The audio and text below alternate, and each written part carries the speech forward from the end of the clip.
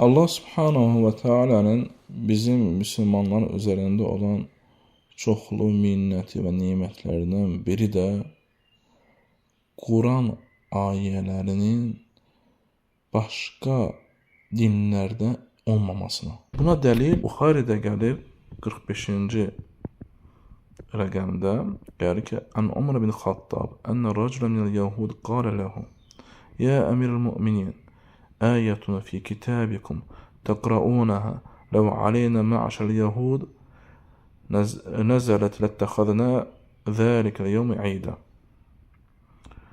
Ömər bin Xattabdan gəlir ki, Yahudidən bir kişi deyir ona ki, ey möminlərin əmiri, sizin kitabınızda bir ayə var ki, onu oxuyursunuz.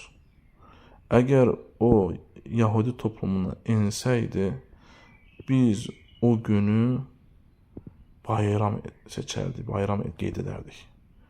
Qal, əyyü əyə, dedik, hansı ayə? Qal, əl-yevm əkməltu ləkum dinəkum və tməmtu aleykum ni'məti və radiyyətu ləkumul İslamə dinə. Bugün sizə dininizi kamil etdik, öz nimətimizi üzərinizə tamamladım və din olaraq İslamı sizə razı qaldım.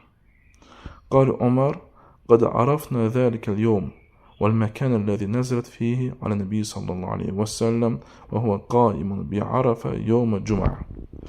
Və Ömər radiyallahu anh deyir ki, biz o günü və o məkanı Peyğəmbər sallallahu aleyhi və səlləm indiyi an o günü və o məkanı bilirik.